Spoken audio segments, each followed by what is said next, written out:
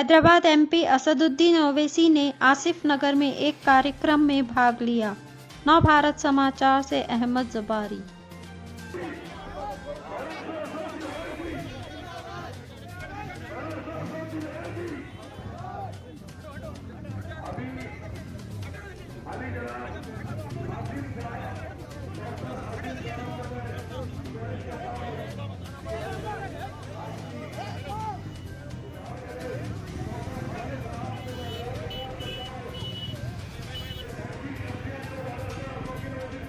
पहुंचता है तो गवर्नमेंट ऑफ इंडिया यानी मोदी की हुकूमत उस स्टेट को इमदाद करेगी और जिसके घर का नुकसान हुआ 20 या 25% पैसे रियासती हुकूमत देगी और 75-80% मरकजी हुकूमत के पैसे से मिले। पैसे देते अगर मोदी की सरकार पैसे देती तो उन गरीबों को 10,000 की जगह कम से कम 80,000 से 1 लाख रुपए मिलते।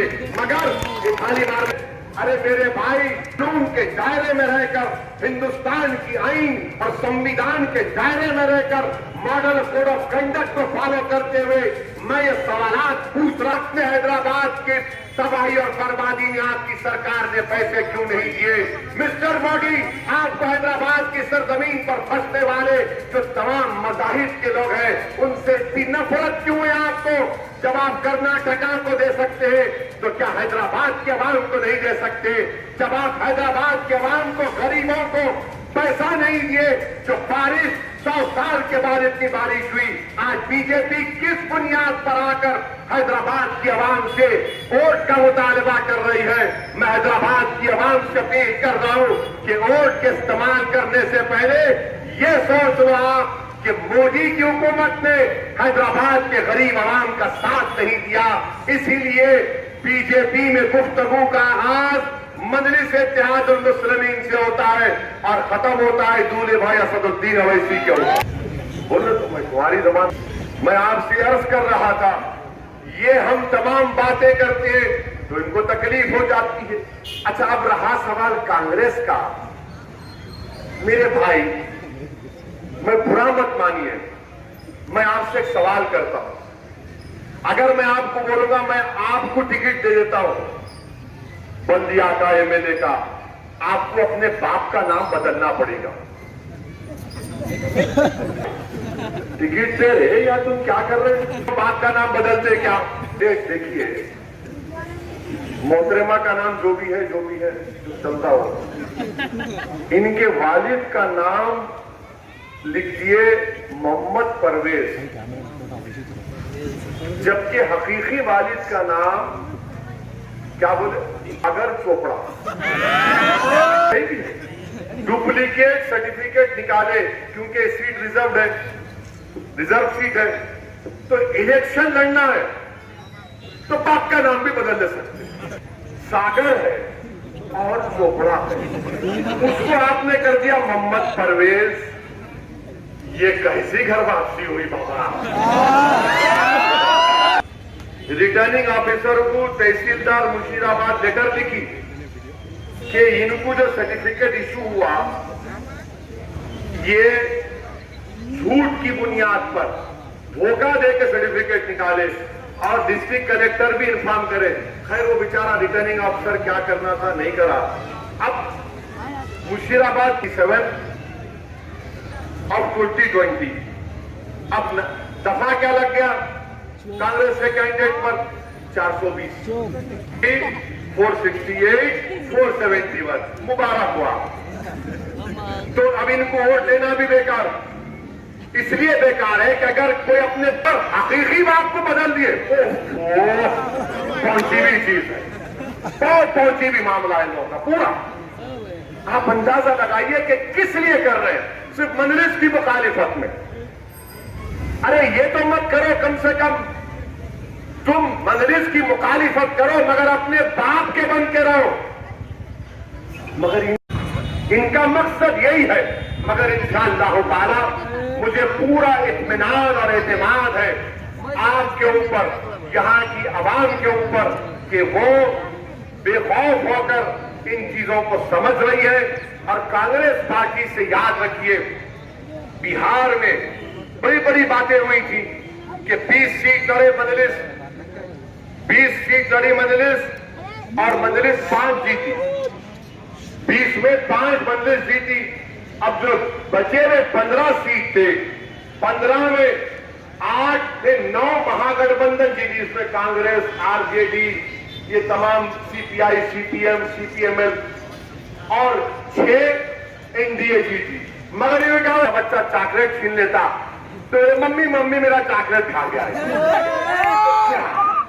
जमहूरियत है, आवाम वोट देती। मैं अगर सुबह तक भी तकरीर करा तो आप बोलते नहीं, सोचूंगा मैं, बात तो अच्छी करे और दूंगा नहीं दूंगा, वो आपका फैसला। मगर कांग्रेस 70 सीट लड़ी, 70 सीट बिहार में कांग्रेस लड़ी, 70 में 19 जीते और 2 हम कांग्रेस से जीते, तो बचे कितने? 49। 49 में बीजेपी कितनी जीती मालूम आपको? मालूम नहीं? मालूम? 49 में बीजेपी 36 सीट जीती, 36, और आप हम पे उंगली उठा रहे।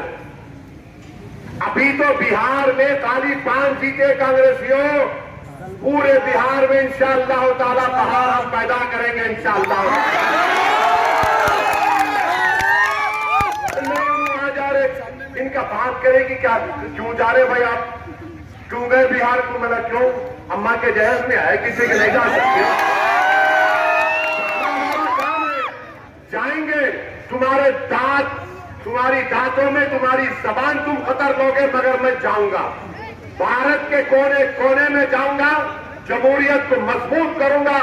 जिन लोगों को तुमने सेकुलरिज्म के नाम पर बेजुबान कर दिया, उनको कमजोर कर दिया, उनसे जाकर कहूंगा कि सेकुलरिज्म का जिंदा रखने का मकसद ये भी है कि तुम मदरसे इत्तेहाद मुस्लिमीन को वोट दो। सेकुलरिज्म को जिंदा रखने का मतलब यह है कि तुम एक दीवाना जो तुम्हारे सामने खड़ा हुआ है, तुम्हारे हक के लिए लड़ रहा है, तुम उसकी आवाज में आवाज मिलाओ और एक अपनी क़ियादत को पैदा करो। ये काम होगा जब तक अल्लाह मुझे जिंदा रखेगा, मैं ये काम करता रहूंगा। दुनिया की कोई ताकत मुझे नहीं रोक सकती, क्योंकि मैं अल्लाह पर भरोसा रखता हूं और अवाम की दुआओं पर मुझ पर भरोसा है, और हम ये काम कर रहे हैं। इसीलिए हर जगह पर इनको जिना नजर आता है, कभी मैं जिना हो जाता हूं, कभी ये हो जाता हूं। बहरहाल इनका मामला ऐसा हो गया कि हम हैदराबाद में बोलते ना कि कांग्रेस, टीआरएस, बीजेपी के लिए मेरा ऐसा हाल हो गया कि वो कहावत है हैदराबाद की, क्या है? गरीब की जोरू सबकी भाभी करती। इस वास्ते हम बोलते मुंह को नको लोगो, हमारे मुंह को नहीं लगना। बार बार बोला बहुत सिंचोर है हम लोग।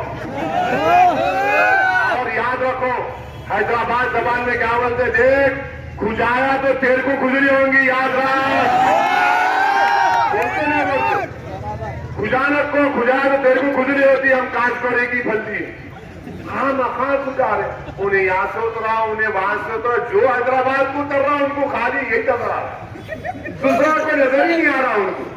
अरे चार मीनार भी देखो, किले गोलकुंडा भी देखो, सालार जंग म्यूजियम भी देखो, हमारे अल्हम्दुलिल्लाह की बिरयानी भी देखो। वैसी मेरे भाई, एक बात तो आपको मानना पड़ेगा कि इनके दिलो दिमाग में अल्हम्दुलिल्लाह मजलिस छा चुकी है, इनके जबान पर मजलिस आ चुकी है, इनकी सोच में मजलिस आ चुकी है। अब आप जिस चिराग को आपने जलाया था, जिस चिराग को आपने तूफानों में हिफाजत की थी, इस चिराग को आज आपको इसकी हिफाजत करना है, क्योंकि 60-70 साल पहले आपने इस चिराग को जलाया था, इसकी हिफाजत की। ये चिराग की रोशनी अब बिहार तक पहुंच चुकी है। मैं आपसे अपील कर रहा हूं कि भारत के कोने कोने में इस चिराग की रोशनी को फैलाना है। ये रोशनी उस अंधेरे को दूर करेगी जो हमको हमारे आइन के हुकूक से महरूम कर रही है। मेरे अजीज दोस्तों और बुजुर्गों, एक और आखिरी बात कहकर रुखसत हो जाता हूं कि पूरे भारत में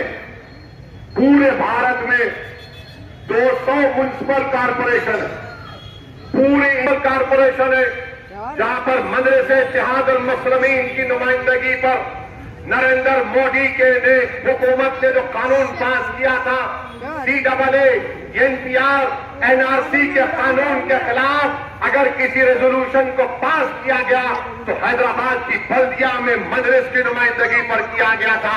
ये किसी भी बल्दिया में नहीं हुआ।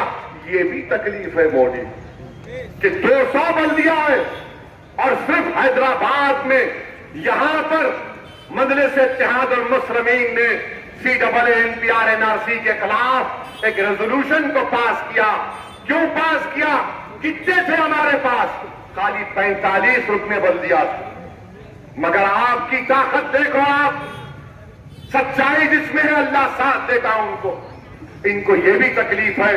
ये रेजोल्यूशन पास होने के बाद मालेगांव की बल्दिया ने रेजोल्यूशन पास किया था। मेरे अजीज दोस्तों और बुजुर्गों, हम आपसे अपील कर रहे हैं कि अपने इत्तेहाद को मजबूत रखिए और अपना एक वोट पहली तारीख के दिन पतंग को दीजिए। इस इलेक्शन में वोट देना और बैलेट पेपर जब आपको मिलेगा जहां पर पतंग का निशान नजर आएगा आपको, तो आपको याद रखना है कि पूरे कांग्रेस, बीजेपी, TRS सब मिलकर असदुद्दीन ओवैसी आपके दूल्हे भाई, आपके भाई का मुकाबला कर रहे हैं। ये मैं नहीं कर रहा हूं, ये लोग कर दिए वैसा। ये लोग खुद करें, खुजालिए, ये लोग खुद करें। तो जब आपको पतंग का निशान और मोहर उठाकर टपाटप टपाटप टपाटप टपाटप टपाटप और नौजवानों से अपील करूंगा है, पूरे मुरादनगर में, हैदराबाद में फिजाओं में पतंग नजर आना और जो कोई भी सामने आया, इत्तेहाद का मांझा आपके पास है। आपके इत्तेहाद के मांझे को लेकर शादी में से डाल के सब इनको बताना, ये आपको काम करना है। मैं आपसे गुजारिश कर रहा हूं कि अपना पोलिंग परसेंटेज बढ़ाइए। इस मुकाम पर अल्हम्दुलिल्लाह कई बिहार के लोग भी रहते हैं। मैं उनका भी शुक्रिया अदा करता हूं कि उन्होंने बड़ी मेहनतें की हैदराबाद में। अरे शुरू है वो तो डी है। आपको एक और बात बताना चाह रहा था, इसमें अवाम का भी ताउन रहा, मजलिस का भी रहा और पुलिस का भी रहा कि 6.5 साल में हैदराबाद जब से तेलंगाना बना पूरा मन कोई गड़बड़ नहीं हुई। अल्हम्दुलिल्लाह अल्हम्दुलिल्लाह। अब ये तमाम फिरका परस्त ताकतें आकर नफरत का बीज बो रहे हैं, नफरत का बीज बो रहे हैं, गलतफहमी पैदा करना चाह रहे हैं। मैं हम तमाम शहरियां हैदराबाद से अपील कर रहा हूं, इलेक्शन आएंगे चले जाएंगे मगर अपने शहर के अमन को बरकरार रखिए। लोग आएंगे चले जाएंगे बकवास करके, असदुद्दीन ओवैसी की अहमियत नहीं है। शहर बड़ा है, शहर का अमन ओवैसी से बड़ा है, शहर की तरक्की ओवैसी से बड़ी है। ये शहर की आवाम से अपील कर रहा हूं कि आप एक सही फैसला लेकर पहली तारीख के दिन शहर के अमन को भी मजबूत करने के लिए मैं आपसे अपील कर रहा हूं कि मजलिस इत्तेहाद और मुस्लिमीन के उम्मीदवारों को आइए और यहां से अपनी शनाख्त को, अपनी तहजीब को, अपनी तारीख को और इन तमाम चीजों की हिफाजत करिए। वोट डालना सिर्फ इलेक्शन जीतने के लिए नहीं, बल्कि वोट डालने का मकसद ये भी होता है कि एक जेती पैदा की जाए। एक जेती को अंग्रेजी में ब्रदरहुड कहते हैं। एक जेती पैदा हो, माहौल अमन का और मजबूत हो, ताकि अगर कोई बातिल ताकतों का तूफान हमारे घर पर आकर दस्तक देगा तो हम उस इत्तेहाद की ताकत के ऊपर उस तूफान के रुख को मोड़ देंगे। इसीलिए आपसे अपील कर रहा हूं कि अपने के वोट का इस्तेमाल करिए और अपनी पार्टी को मजबूत करिए। अस्सलाम वालेकुम।